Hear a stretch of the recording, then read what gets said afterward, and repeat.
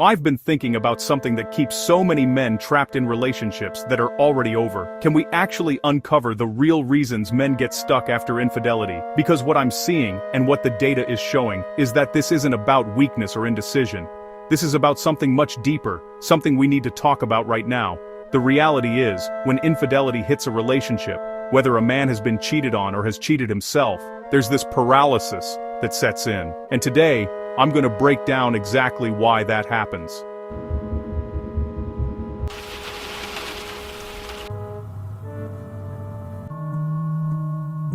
Infidelity is one of the most devastating things that can happen in a relationship. And here's what's fascinating: it doesn't just break trust, it breaks the decision-making process itself. Men find themselves in this cycle where they can't move forward and they can't go back.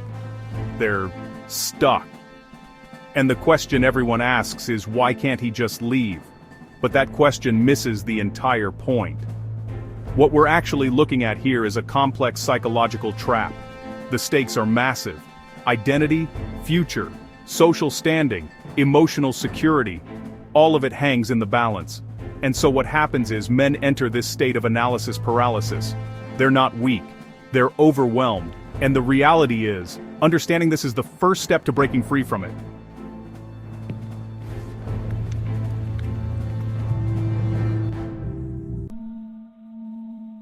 Let me explain something really important. When a man has invested years, sometimes decades, into a relationship, walking away feels like throwing all of that away. This is what psychologists call the sunk cost fallacy. But it's so much more than that. It's identity. It's the life you built. It's the version of yourself that exists in that relationship. And the thought of losing all of that, it's paralyzing. And then there's the fear of the unknown. What I've learned is that the human brain hates uncertainty more than it hates pain. So a man will stay in a painful situation because at least it's predictable. He's asking himself, will I find someone else? Will I be alone forever? What if I'm making the biggest mistake of my life? These questions swirl around, creating this fog of uncertainty that makes any decision feel impossible.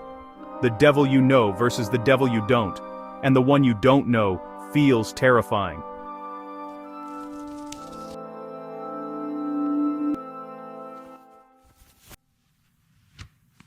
Now here's where it gets really complex. Society has taught men a very specific script. Be strong, be stoic, don't show emotion, fix problems, don't become the problem. And so what happens when a man is drowning emotionally after infidelity? He puts on the mask, he pretends he's fine, he tells himself he should be able to handle this. And this societal pressure creates a prison where men can't even admit they're struggling. Not to their friends, not to their family, sometimes not even to themselves. And here's the myth we need to bust right now. Being strong and stoic does not mean you don't feel. That's not strength, that's suppression. Real strength is acknowledging what you're feeling and asking for help. But shame and embarrassment creep in. A man thinks, I should be over this by now. Or, real men don't fall apart over relationships. And this shame doesn't just hurt, it actively prevents him from making clear decisions. It narrows his options. It keeps him stuck. And the truth is, this is exactly when men need support the most, but it's exactly when they're least likely to ask for it.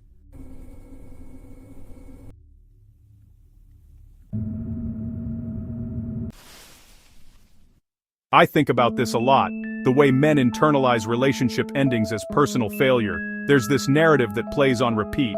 If I can't make this work, I'm failing as a partner, as a man, as a human being. And this is really important because it transforms a relationship decision into an identity crisis. It's no longer, is this relationship right for me? It becomes, am I good enough? And those are two completely different questions. What I want you to understand is this: a relationship ending doesn't mean you failed. Sometimes it means the fit was wrong. Sometimes it means circumstances changed. Sometimes it means someone made a choice that broke something that can't be fixed. And here's what's fascinating: when we reframe failure as incompatibility or misalignment, the decision becomes clearer. You're not judging yourself, you're assessing the situation. That shift in perspective, it's everything.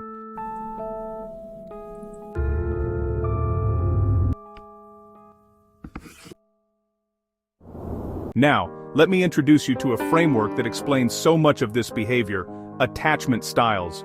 The way you attach to people in relationships, whether you're anxious, avoidant, or secure, fundamentally shapes how you respond to infidelity. If you have an anxious attachment style, you might protest the ending, you cling harder, you try to fix everything, you fear abandonment more than you fear staying in a broken relationship. If you're avoidant, you might distance yourself emotionally, but still not leave physically. You're there, but not there. And both patterns keep men stuck in different ways. And then there's the fear of loneliness. This is a big one. For men who've been in long-term relationships, the thought of being alone again is genuinely terrifying. You've built routines together. You've merged friend groups, you've created shared memories and inside jokes in a whole life. The relationship isn't just a person, it's an entire ecosystem. And the research tells us that men often struggle more with loneliness after breakups than women do, partly because they have fewer deep friendships to fall back on. So the question becomes, can I handle being alone? And if the answer feels like no, then leaving feels impossible, even if staying is destroying you.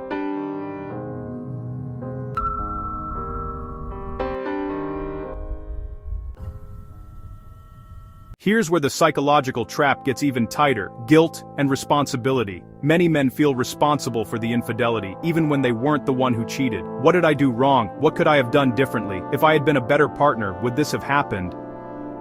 And the reality is, while we all influence our relationships, we don't control other people's choices. There's a massive difference between influence and control, but guilt blurs that line completely. Men ruminate, replay conversations, analyze every moment, trying to find where they failed. And this rumination, it keeps them stuck in an endless loop. And then there's the other side, guilt about leaving, especially if the partner who cheated is remorseful and genuinely wants to work through it. A man thinks, she's willing to try, she's showing up, who am I to give up? Maybe I'm the one being selfish now. And so he stays, not because he wants to, but because he feels he should. This is where values-based decision-making becomes critical. The question isn't, what should I do? It's, what kind of life do I want to live, and does this relationship align with that? When you answer from values instead of guilt, clarity emerges.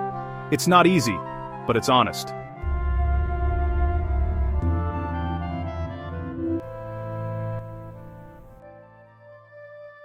So what does moving forward actually look like?